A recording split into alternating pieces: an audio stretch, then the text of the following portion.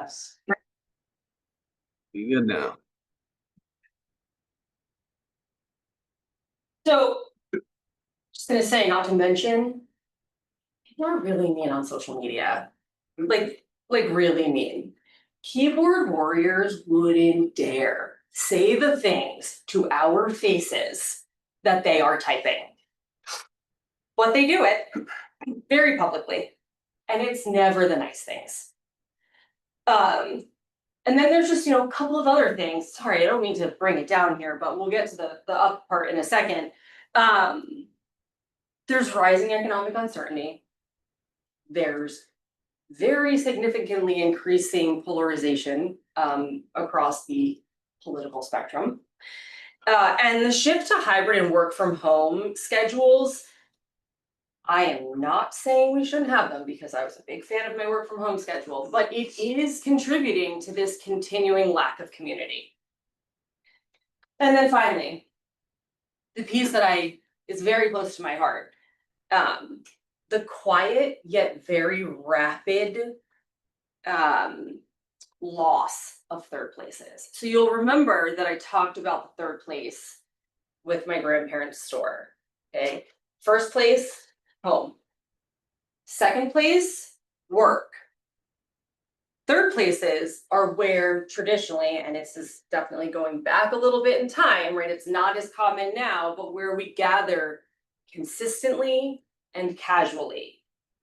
Cafes, bookstores, parks, retail shops, pretty much anywhere people can gather in spaces that are low pressure, high connection. Social media can't replace it. They can't replace the connection that you get in person. And quite frankly, the algorithms right now are isolating us into these echo chambers that are not promoting diverse perspectives or understanding. We've gained convenience, but we've lost community. Enter small businesses. We need third places more than ever to allow people to engage across lines of age, politics, background. Revitalization and resilience start at the sidewalk level. So, most importantly, what can you do? What can we do? This is not exhaustive. For the record, there are so many things, and I want us as a community to be thinking about all of the different ways that we can be supporting small businesses because they are the civic infrastructure. Shop with intention, not convenience. We need to prioritize local whenever it's possible, even if it costs a little bit more or takes a little bit longer. Dollars spent in the community stay in the community. I'm just gonna say, I'm a woo girl. Everybody knows I'm a woo girl, woo at everything. We need more woo girls or hype guys or whatever you want to call them for Flemington. Visibility is oxygen for small businesses. Share, post, attend, anything you can to put the small businesses on the map helps us. Show up at events. Participate in Love Flemington activities. Volunteer with Society of Neighbors or down at Flemington DIY or any of the other places that you can volunteer. Advocate with local government on small business friendly practices. We have for a long time been a very resident focused community, and that's great. Residents are incredibly important, but small businesses are driving the economy and the community. We need to make sure that we have both in mind when we're making decisions at the policy level. And last, be patient, be compassionate, be invested. We, as a small business, and I can say this very definitively, do not operate with the cushion that a corporation does. One bad quarter can put you out of business. We appreciate the grace. So if I can leave you with one important thing, remember, these are not just stores. we're your neighbors, your community caretakers, and a critically important piece of Flemington's future. Thank you.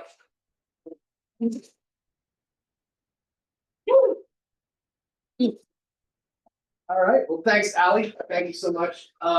So at this point, we're kind of sorting it out as we go here with this thing. So, if anybody has any questions, specifically for Ally, or I don't know, just in general, or you had something you wanted to say, now's the moment we would do that. And we could also have just some conversation and snacks and got some wonderful cookies and brownies here. Mr. Pops. Mr. Pops, scones, I believe, are part of them. So thank you, appreciate that. Scott Cohen, I'm in Raritan Township, not Flemington Borough. Been here 25 years.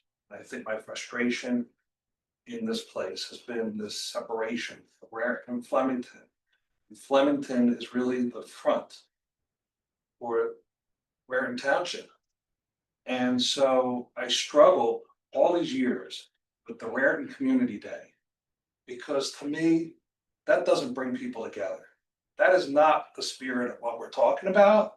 And I don't know how we get there, because I've stopped going, because it's just fire trucks and a this and a that and the other thing. It's not what you're talking about, which is having the open forums at a coffee shop where we're breaking down barriers and actually having conversations. People are just passing through. Doesn't matter whether it's the Hunterdon County one at the 4-H fair, doesn't matter if it's the Raritan one or the Clinton one, it doesn't matter. These community days are not really about community in the spirit of what it should be, in my eyes, the way you're presenting it. How do we get there? How do we get there? How do we utilize what you've just articulated so brilliantly and get people engaged in both towns? Because really, Flemington relies on the revenue also from Raritan Township. I mean, we are the pass-through. And my other concern is that we're having these build-outs of all these developments. And I want to ensure that those people understand that exactly what you said, that it's not just come home and go back to your apartment or go back to your townhouse in the new development that's going on, but that you are invited in to be part of the experiences that we're providing in town. So those are two separate things, but those are sort of the top of mind things that have been bugging me, because I see a lot of people that go to events that I go to in town and they're not from town. I ask them, they're coming from Red Bank, they're coming from wherever because of social media has advertised it. But they're not, I'm not saying exclusively, but there's significant numbers that aren't from our town coming in to spend, and not people from within town. Yes.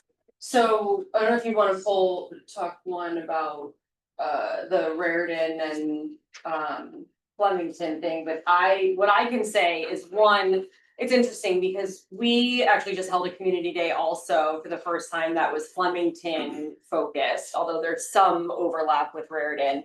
And it was a great success, other than the weather made it so that it was pouring rain on everyone the whole time, as most weekends in the last couple of months have been.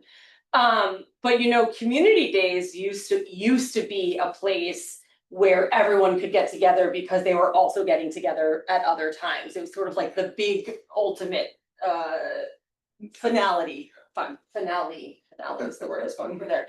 And I think that one big community event doesn't quite do the same thing that the consistent pulse of events is doing. And not just events, it's also fundraisers. It's also coffee at 10 a.m. on Saturdays at Alchemy to talk about things that are going on in the borough. You know, so I think that it may be a little bit of community day thing. The one thing I'll say though, Flemington has the Flemington Improvement District. Robin, sitting next to you, is the executive director, and I and some other people here have been very involved in it. And so we have an organizing function that helps us have a North Star that all of our businesses are marching according to.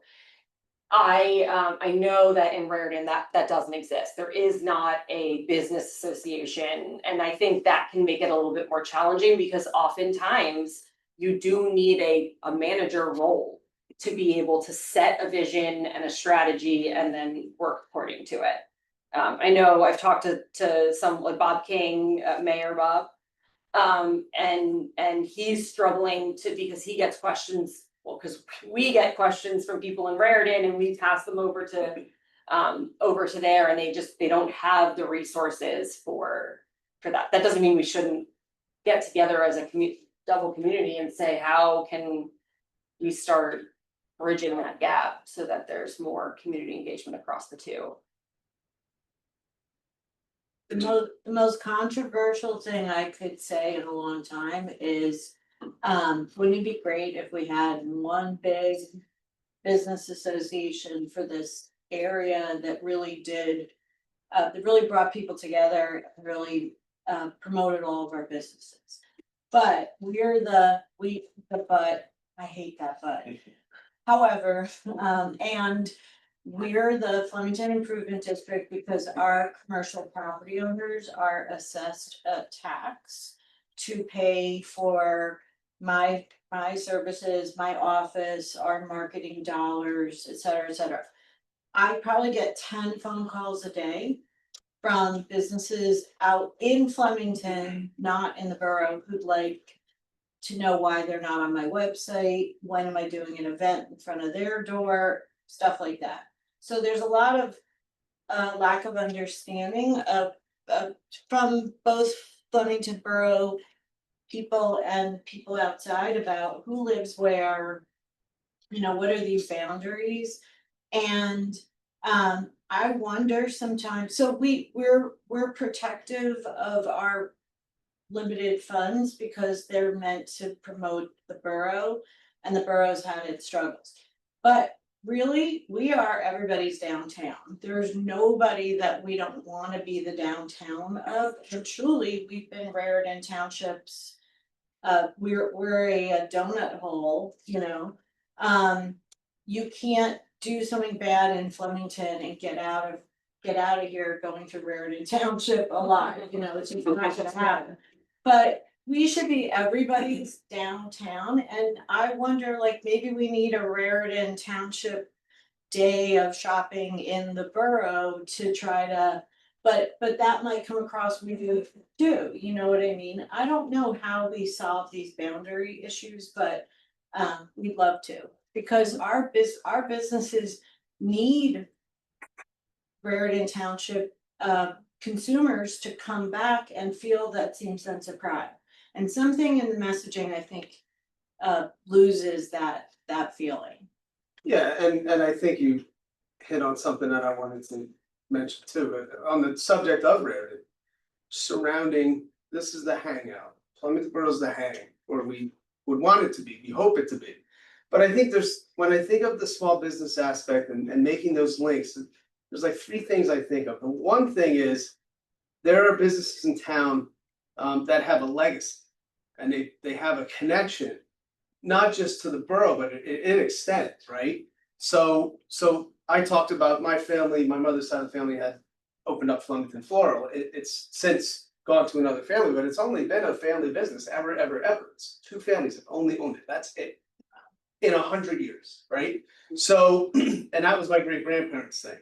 So there's other businesses that are around for a long time. Market Roost has it been here for quite some time. 45 years. 45 years, right? People know it, you know, Matt's Red Rooster's been here, sustained itself through all sorts of economic shifts here, right? We want restaurants, we want all that. So there are those legacy businesses that have that link, and then there's the kind of newer and different kind of businesses. You know, I think of the Corner, and I think of, you know, we have a used bookstore in town. We have a shop that sells those vinyl figurines, right? And there's the third kind of business, which I think is kind of like where I wanted to go with this, is the destination ones, where you're talking about people coming from far and wide because they saw, hey, they're selling those pops, those Funkos. I collect those things, and that's the only one within, I don't know, 40 miles, right? So instead of ordering online, I'll go there. Like, we still have people that do that, right? So there's the other kind of business though that is kind of burgeoning. And I'm excited when I hear about it, and I've gotten a lot of education on it from my friends here from the bid and other folks in town. Is the ones that are, it's not just like I'm selling this thing, right? I'm selling this experience, okay? And it's not just, there's a restaurant experience, but there's also that third place experience, which I think we need to push a lot more, because that makes those linkages out to the Raritan folks, right? More stronger, because you're like, oh yeah, I'll go hang, I could hang at this corporate coffee shop, but I could go to Alchemy, where like, I know there's gonna be people hanging out and. They've been doing these events there, they have poetry and music and all these cool things. That's what people want. So if we're talking about back to the loneliness epidemic, which is horrifying to think about. And also, one thing that I personally have a really deep link to is, having grown up in Hunter County, a teenager's always gonna be bored. Well, they used to be, right? So you get bored, what's there to do? What's there to do? Kids figure it out. They're bored, they'll figure it out, right? But in this era, it seems like we're not allowed to. We're not allowed to be bored. And people want to kind of manufacture experiences, which teenagers do not respond to that whatsoever. But you can kind of, this can be that place, this can be that place. And, we have some things going on in town. If you haven't noticed, we have quite a few projects happening here. So, but big question is, is the courthouse square gonna be the catalyst, right? Is Billy's, is Billy's gonna be the thing that, brings this all together, But you have to kind of, I think there's a realignment to business, on council, we hear a lot, there's not enough parking, there's not enough parking. I remember that was the thing about Millie's, it's like, well, wait, hold on. There's blocks of people, and guess what? They're gonna walk there, they're not gonna, they're gonna walk. They're not gonna drive the car, okay? And that's the beauty of the small businesses, when you talk about something like that, keeping, teenagers interested, having more business experiences, different kind of open to all those different things. Well, then you're talking about the walkable town. Then you're talking about, hey, that's how it used to be. If you had a time machine and went back 100 years, or even when you had this Lyceum, there's people going about.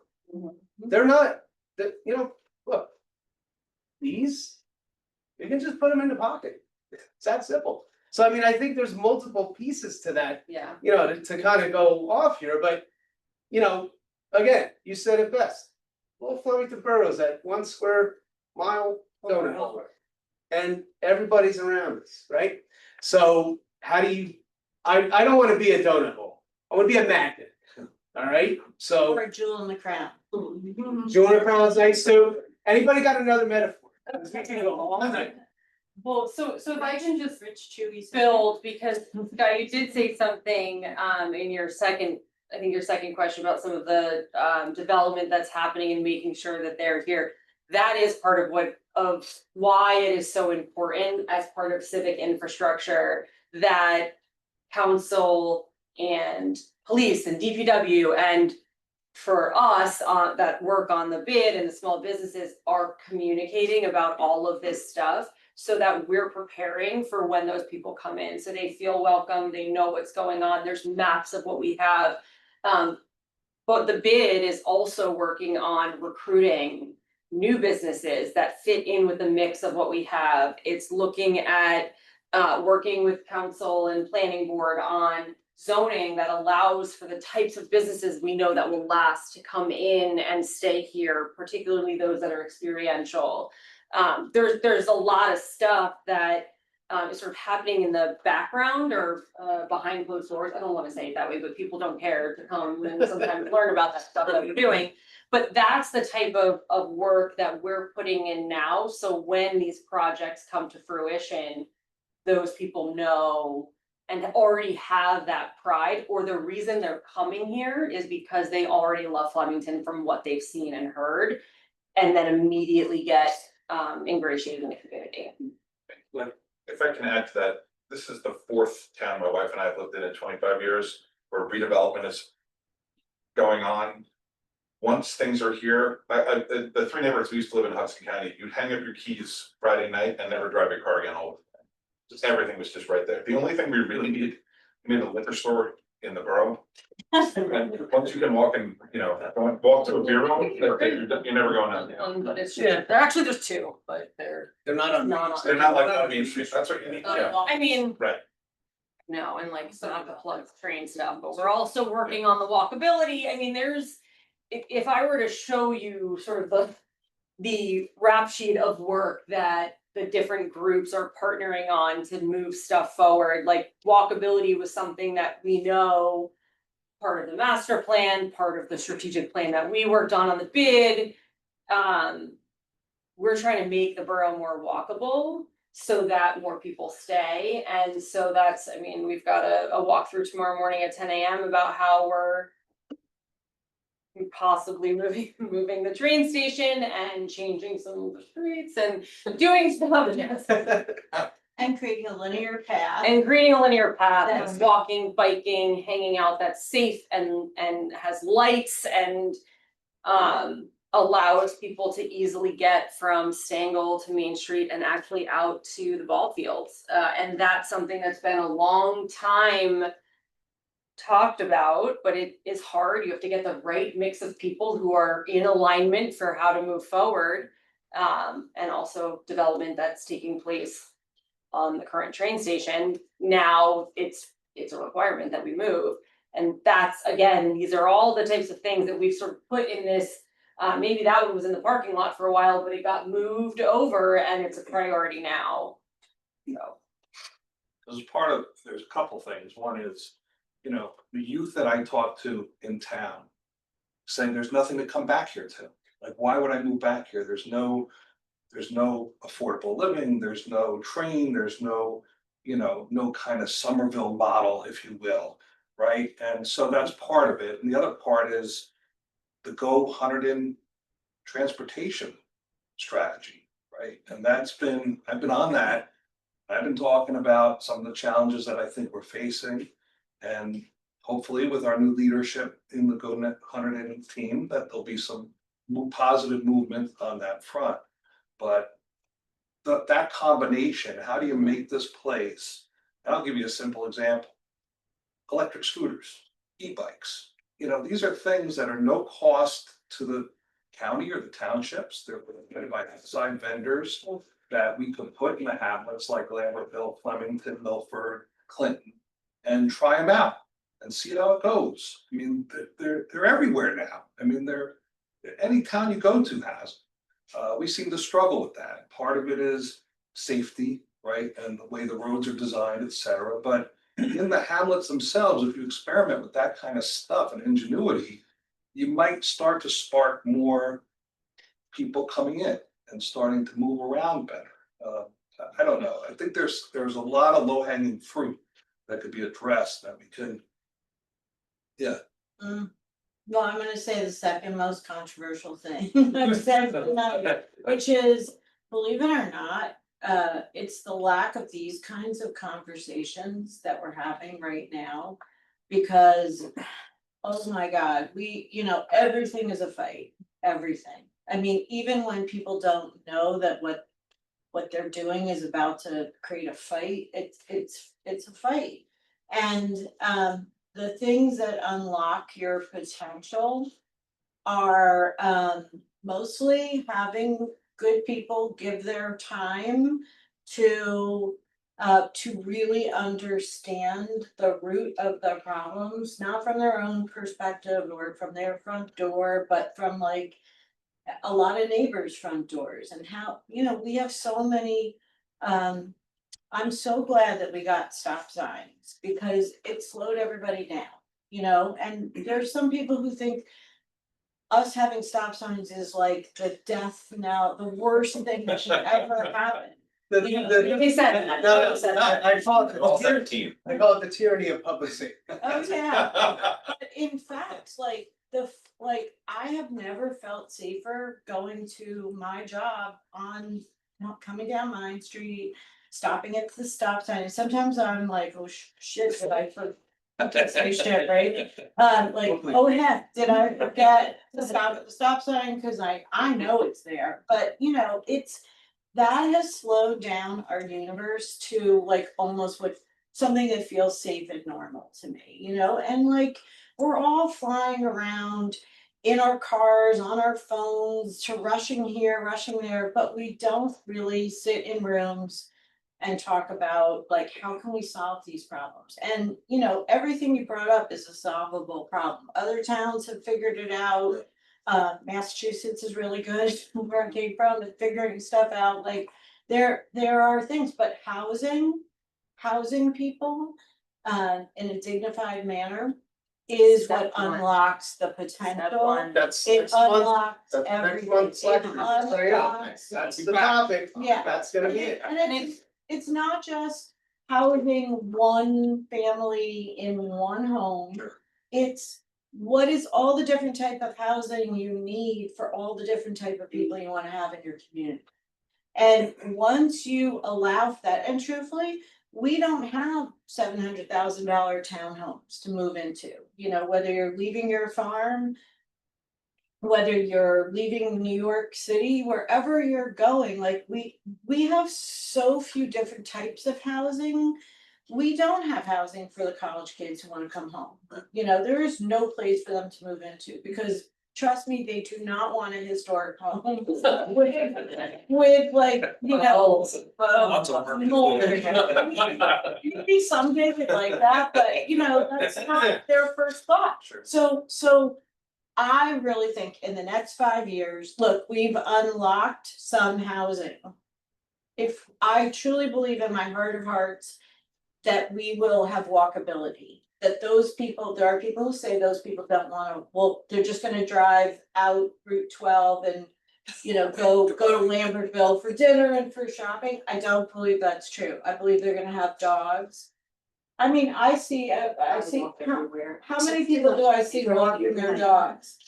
And honestly, there's nothing better. There's nothing better than having people live on your main street.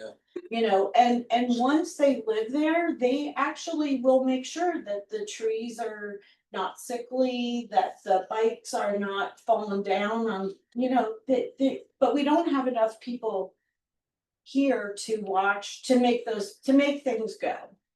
And we will have more people soon. Another. Jada, the Happy Peacock, my husband and I both own it right on Main Street, and so I wanted to say thank you for having this conversation, because I think it's so important. Because we are one of those newer businesses, right? We're trying to bring something different, unique and to the town, and I think I love long-term planning. But as a business owner, a small business owner, I'm gonna speak on behalf of my husband, and think we're also kind of thinking, what's the right now? Because the right now is where, you know, it's soft. There's not a lot of foot traffic happening on Main Street.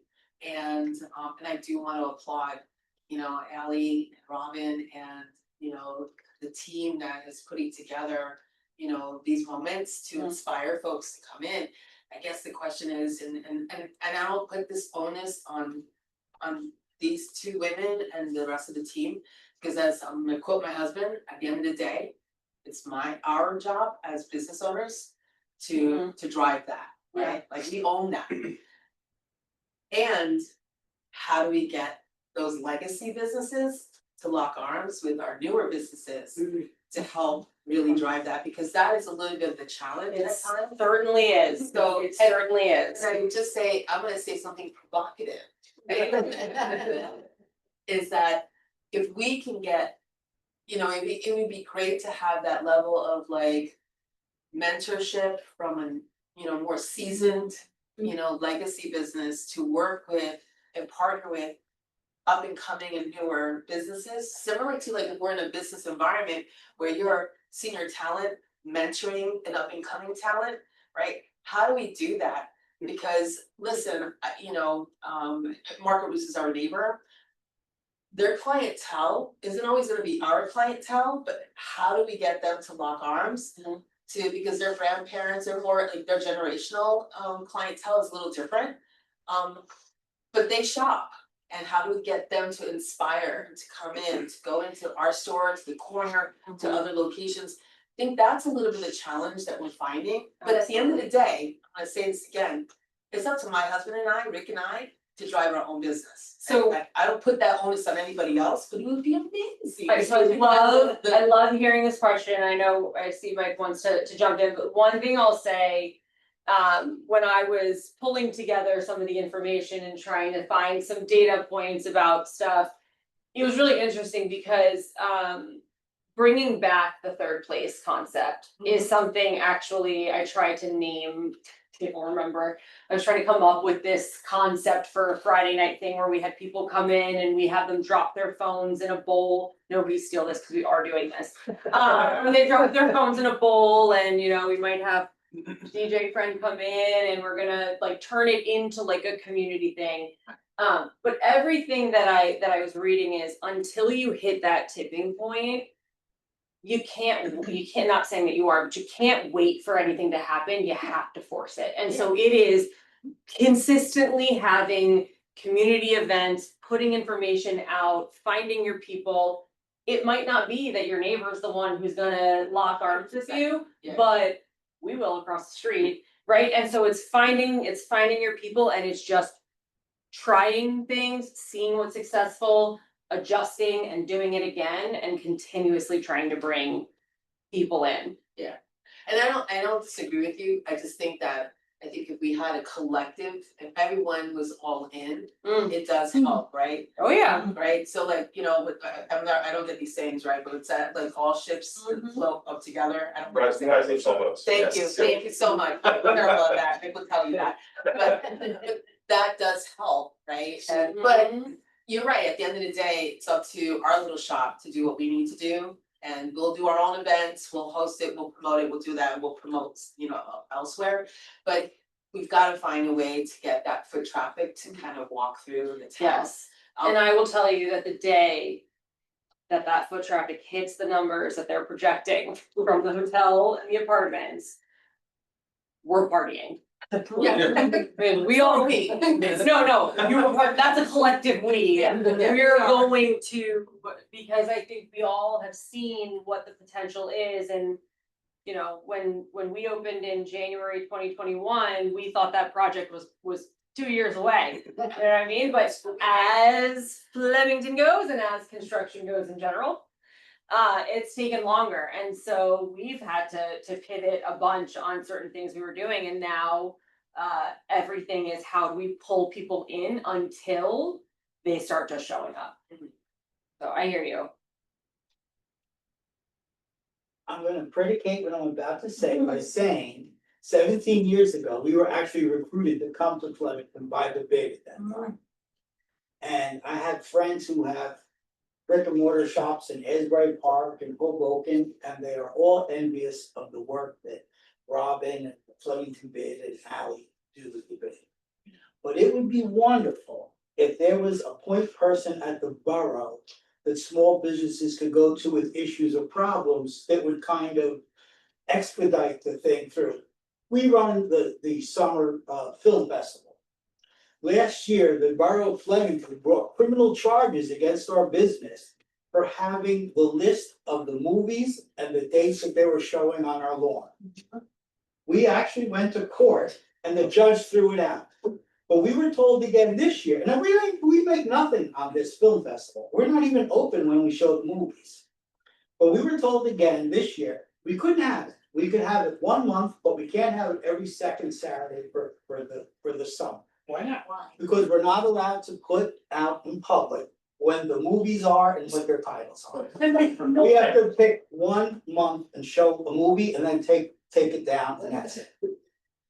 And then I know too, with as far as this, we're talking about doing things now in real time to bring business, and I know this is not popular with the bid and some things. Where you probably used to see our little 18 by 24 signs. When we would get the billboard on 202, on the weekends, we would put out 4 of those little signs directing people in from 202 to our shop. And we would pay the borough $600 a year in a permit for those signs, that we didn't just put them up. And of course, we took those down because we're no longer allowed to have this. Okay, but the film festival thing is a different thing, and that's frustrating. We were actually told by the inspector when it came to the film festival that the Flemington Borough Police are very good at catching businesses who try to sneak something out. Why is that their priority? And it would just be great if there was somebody at the borough, that if something like that happens, or if there's an issue that we could go to. There's not a single point that you go to, you can go to the, the zoning enforcement director, you can go to the code enforcement director. But there's no one there that's like, okay, what can we do to make this work? There's only apparatus in place to, okay, what can we do to stop this? Thank you. I heard you. We're looking at you. What you could do is be like me and show up to the council meetings and talk during the open spot and Yeah. sometimes they love it when I'm there and sometimes they I will don't, tell but. you, when you're there, because people, even though I have a lovely sounding voice. I can't, and I am your representative. Robin is more than my representative, she's my therapist. Oh, yeah. Well, and I wanna cry every time you call me, because I can't fix your problems. And it makes me feel frustrated and stupid and as my blood pressure goes up with you. But the problem is, and it's an age-old problem, it has something to do with residents and businesses. And where they don't talk to each other and where they don't have conversations before policy gets made, and you said that there. And by the way, talk about my therapist, Ally Norton, in addition to being an incredible communicator she chopped down everything I wanted to say forever. And she does that for me all the time. She is our volunteer board chair. We have a volunteer board of now currently 11 people. We do have a council liaison, and credit to him, Tony Parker. He has championed business like no other person in this entire town ever has. He has really championed business. But there is this conversation. I think if we had dialogues with residents about signage before how many people are sitting there, they're making decisions in real time about business signage, and I can't talk until 2 public comments. And although generally everyone is very gracious and lets me raise my hand when I'm not supposed to talk, and but we don't have conversations, we have council meetings. We don't have conversations, we have bid meetings where people just wanna network, we don't have time for all the things we're supposed to be talking to each other about. Cause those little tiny signs, since we did away with those, our sales dropped $2,000 a month. Which for small businesses, a lot. And my feeling is, we can't have every business in town advertise their business by lawn sign. Right. Because every single inch of this town would be every single store having ×4 signs, we don't want that, but if we have a visibility problem. How do we fairly come up with a system that's fair to everybody? And if we have a lack of attraction problem, how do we advertise attractions? Who doesn't want to go to your drive-in movie on your lawn? But how does anybody know about it? So we have a lot of work to do, but it's having the conversations before it becomes a planning board meeting. Or before it becomes a council meeting is what we're Working toward. And this program is amazing. This is the whole point of it was to hear things like that. Or to just have general discussion, or to get your perspective. Alright, because look, it's how it used to be. We lost it. Why not bring it back? Why not? Why not give it a shot? This is a 3rd place, guys, by the way. This, Right, on the nose, this is a 3rd place. This is the place that is not home or work, where we're talking about things in community. What I rather have a glass of wine in my hand right now while we're doing it, sure, but. Yeah. And once there's more third places beyond Teresa's and Alchemy, where like I've had some of the most productive, like, for, you know, serendipitous conversations, because you run into the people in your community and it's an unstructured environment where you can talk about the things that matter to you and might matter to them. We only have a very few places like that right now, and we're about to have 200% more in the blink of an eye. And I think that like really quickly, we're gonna see some, you know, there's not a bar on Main Street. There hasn't been a bar on Main Street since 2008.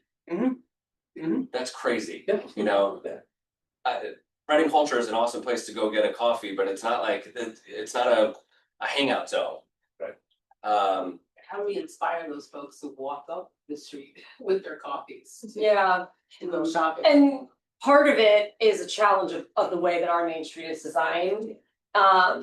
Is we went to Main Street America this year, and one of the things that they talk about is when you are standing at a store or a restaurant and when you can see the next thing, Yeah. you're more likely to walk.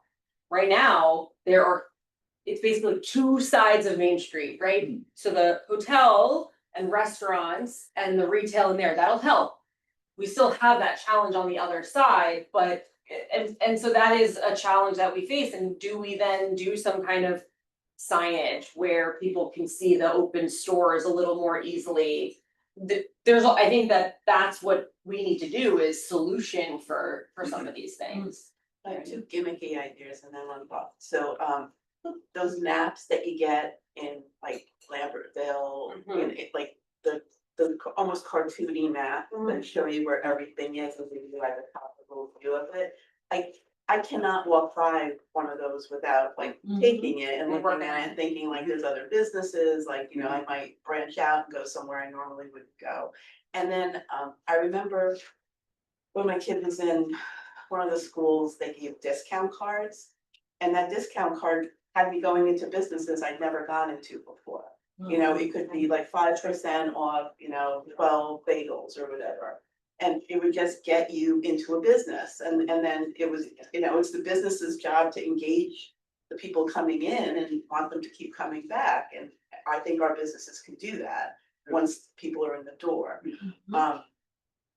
This is great, but this is a nice crowd, but there's a lot of people that should be seated at this table and have it, like, be part of the conversation.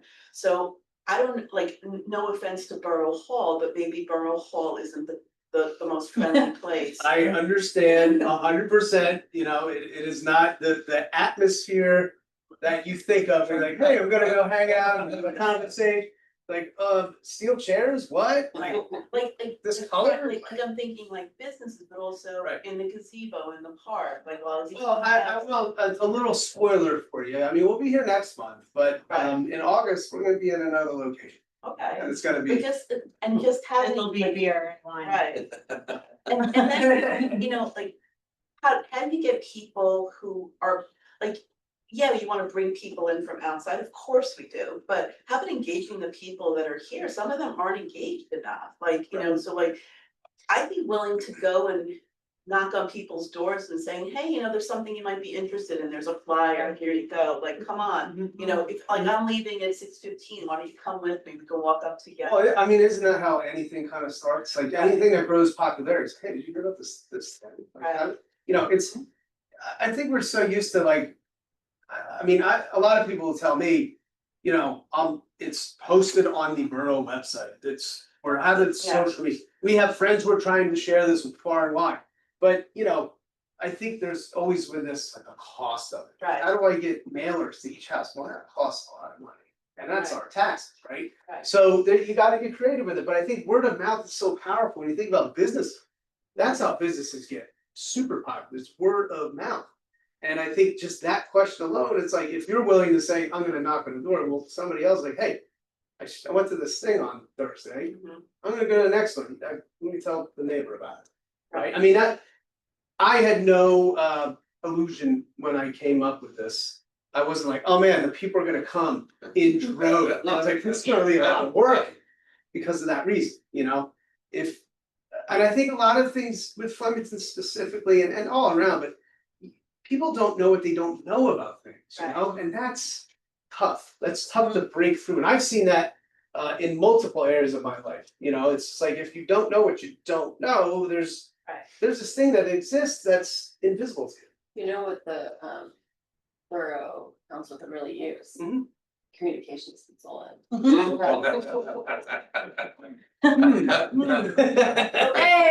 I mean, I think what Sorry, showing up at myself. borough council meetings, like, you're making decisions. Like, and we're your constituents, so like, we need to have a voice in what's happening, and people don't show up. We've been here with like, a couple people at crickets. And look, as a councilman here, I've been doing this almost six years coming up. That's the most frustrating part of the job. Because I have to sit here with this, what's in here. I like to think there's a lot going on, but I'm not a genius, I don't know it all, right? Right, So then who do I consult? I didn't say that. So, no, and then I'll talk to the council members. And then I'll talk to people I look at as the experts, like people wherever I have to go, I do my homework, but that's a limitation.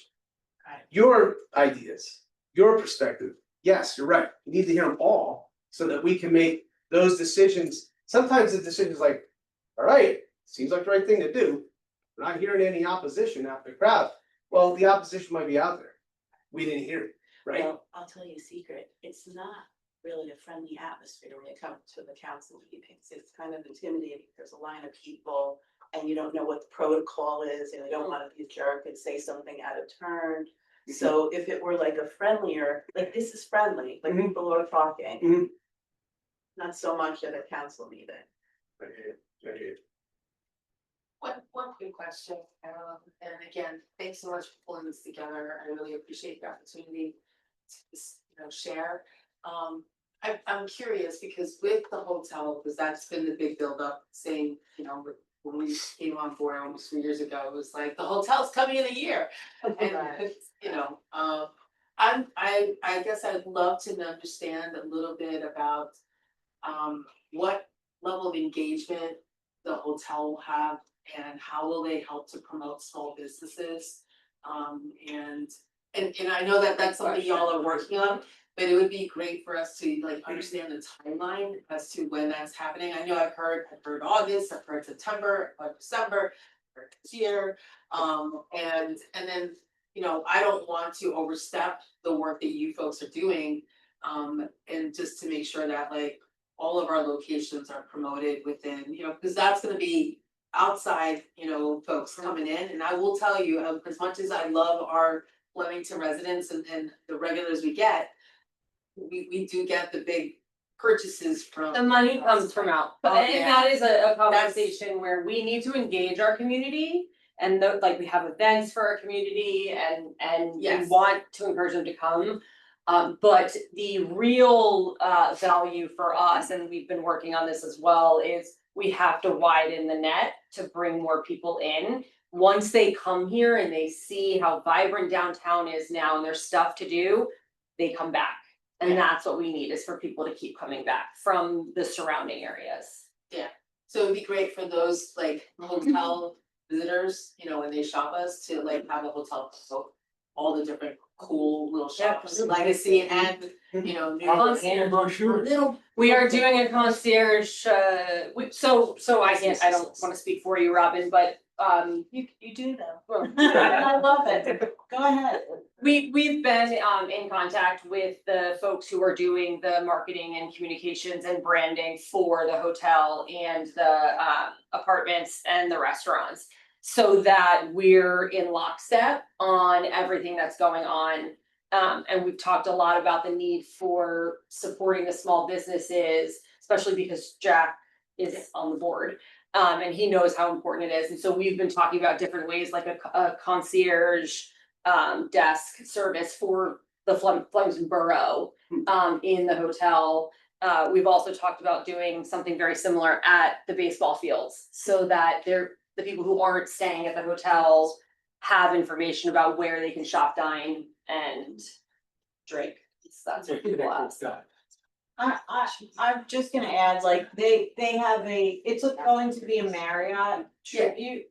I've stayed at Marriott Tributes, the Grand Adirondack, it's usually like a grand old hotel that has Marriott, structures, you know what I mean, and professional. All the things that Marriott can leverage, you know, it has, so, I think that, and I worked in Harvard Square. We didn't have a lot of hotels really, like Harvard Square isn't Boston, but we had great hotels and they were the best partners that we could ever have.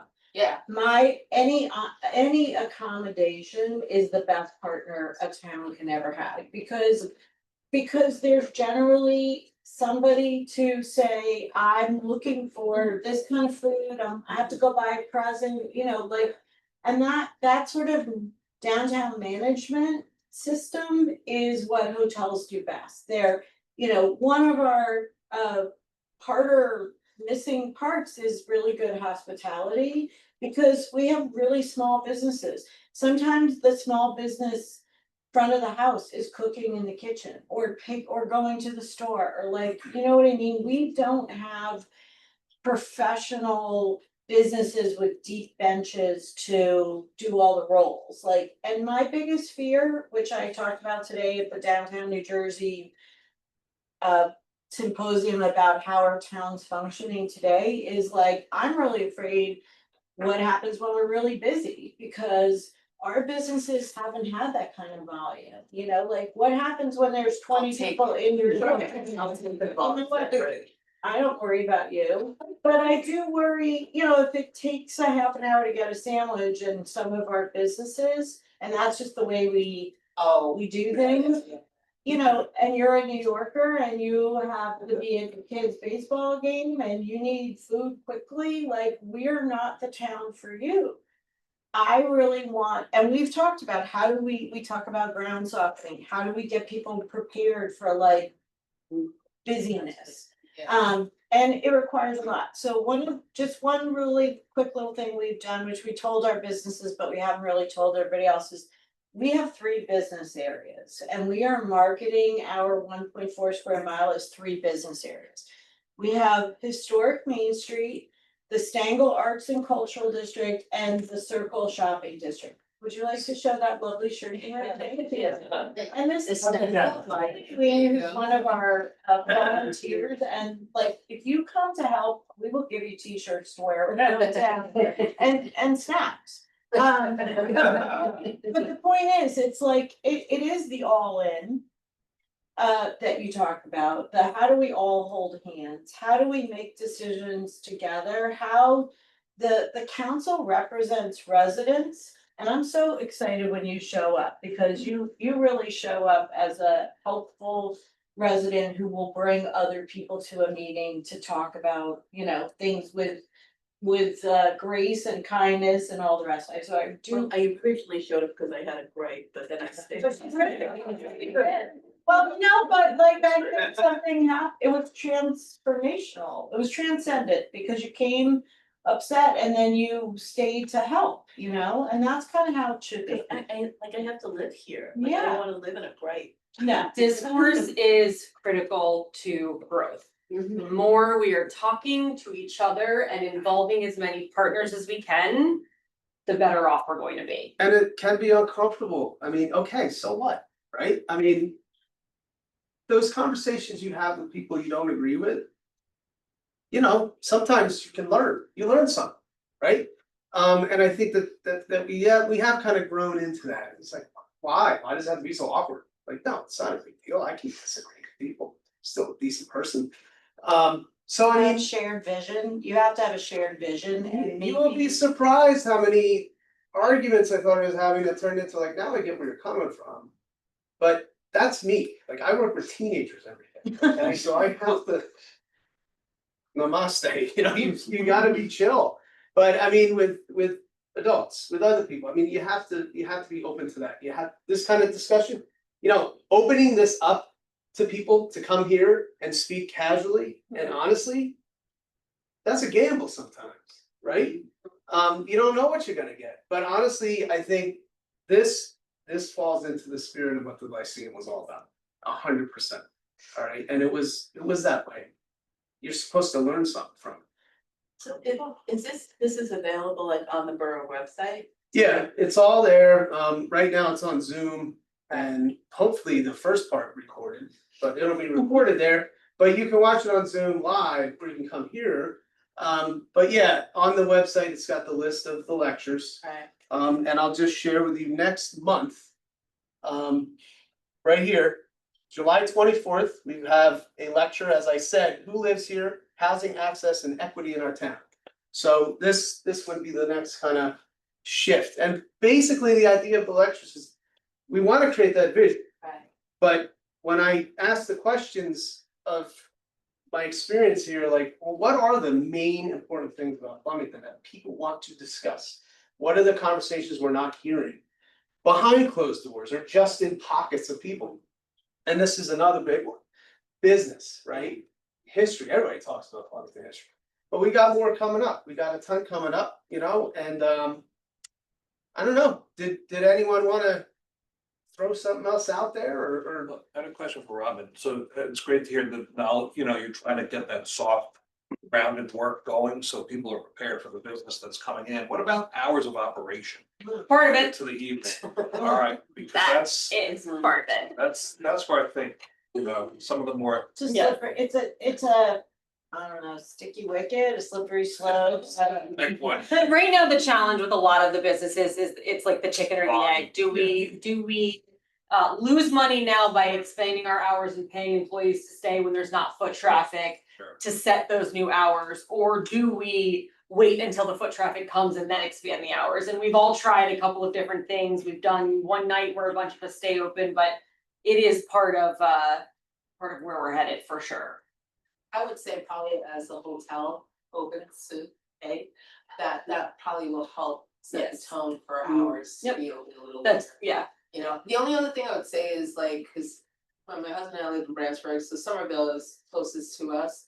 We've talked to folks in Somerville and that like transformation did not happen overnight. For anyone who knows the history of Somerville, like that took years for them to be where they're at today, where they got concerts and like live things. So I think as long as we continue to keep driving towards that, I don't think we need to be Somerville, we could be who we are, Yeah. right?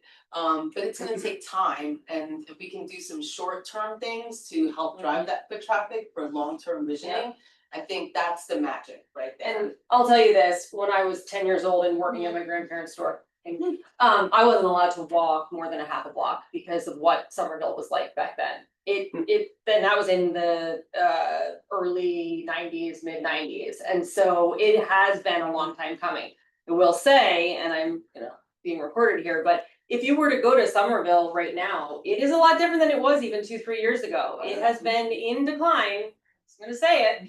And I think that we're learning, we're watching and understanding so that we don't go down that same path. Because they have the infrastructure, the parking and the train station and stuff, but they don't have the shops anymore. What they have are a bunch of restaurants and they're delicious. But right now their challenge is there's not a lot of other stuff to do besides that, unless they have a big event. I'm also just gonna add that like, I think that we also really need investors and investment. And that requires being gracious to people who invest in your town. And I don't think we've always been gracious to people Never. who, whether it's investing by opening a building or maybe taking a building that's falling down and building it back up, you know, or maybe even having to make it something a little newer than was there before. You know, there's that is the thing. It's like it require, you know, preserving an old house. Anybody done that here? Like, I mean, we're talking, it's a labor of love. It's, you know, but I think we really need to be very full of gratitude for anybody who opens a business in this town. Way before we're ready, you know, because that's what they did, you know, and opening a business like David's Flowers on a street where there's no place to park. There's no place to park. He can't afford to hang up his sign after he had it made. His flowers are really gorgeous and not pricey. You know, so don't buy your supermarket flowers, like go to David's Farm. It means you might be a little inconvenienced, but I'm telling you, living in a town with a florist is Yeah. like living in a really great place. You know, living in a town with a corner and Happy Peacock is like living in a really great place. But we all buy stuff online and we all buy stuff for convenience, and it's just those like thoughtful what'd you call it? Intentional Intentional shopping. that as a community, it's as much it's as much a burden of the people who live in the area to keep the shops alive, you know, and not just say, oh, well, I moved here and I want this and I want that and I expect, you know, like there's work to be done and we all have to do it together. And the only other thing I just wanted to add, because I think it's really important, is today I was on this call with a bunch of experts about what's happening in downtowns, and one thing they said is that people are having to go back to offices. And there are offices that are looking for cool towns to move to. Because if a person's gonna leave their house and their couch and put on their clothes, they want good food. You know, they want a place to go talk to, you know, a cool neighbor, like, they're not just looking for, and they're not moving to an office building in the middle of nowhere in a strip mall, like with parking, they want to be a part of a good place to be. So I think that's really kind of inspiring, that we may get the businesses we want and we may get people who are here for lunch, you know? Yes. Last one, Gus, you had something? So, I've been resident of Barron Township for 28 years, but I consider myself a Flemington borough. Mhm. Mhm. And I come here all the time. You do. So I created the Flemington Goat Farm that Robin and Nikki and Tony had within Pyramid. My ulterior motive for doing it was altruistic.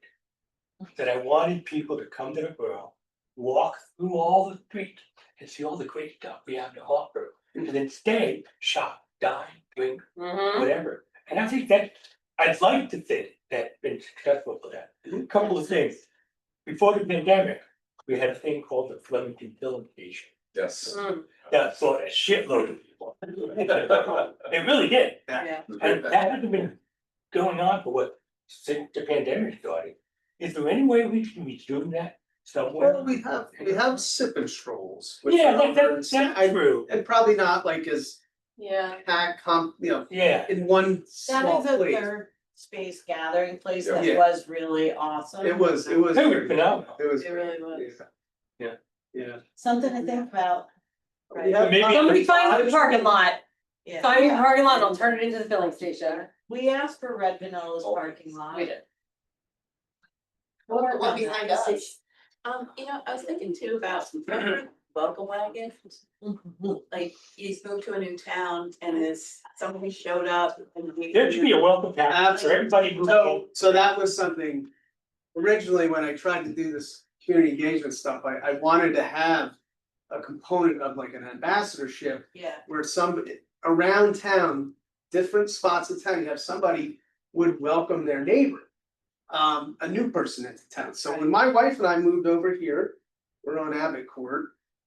The first thing that happened, I went to Lowe's for something.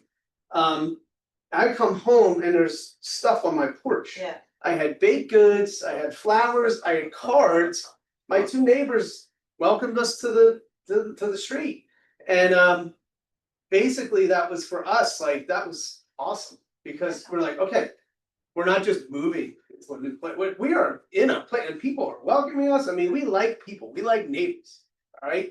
And it was just nice to have that. And it's a way to showcase the businesses, like. And then, we yes. moved in and we got married in our backyard like a month later. And we had the chairs from the funeral home, like I never would have thought, hey, let me go to the funeral home and see if they got chairs. But that saved us a lot of money, I appreciated it, there was other like discounts on stuff, it was really useful. And it got me like to kind of venture out and see what was out there. And add to that, you know, just the nuts and bolts of rural hall, like, where do I go to pay for this and that, how do I do this? I mean, a lot of people don't know, you know, No, it's a lot of people don't know. Did you have something, sir? No, so my real estate business over the years, I used to have like a welcome wagon packet I would give people and including, I buy closing gifts to different businesses, but like I would get them to give me coupons and I would hand them like a book of, and I called it the welcome wagon, so. Now it could be, you know, like, but yeah, anyway, that's what I. Well, listen, Thank you. yeah, on that note, and Ally, thank you. And thank you all for showing up, thank you, and the conversation, this is great, this was absolutely great. You have a sign in for people? I did, yeah, for now. I know, sign in if you don't mind. If you see one.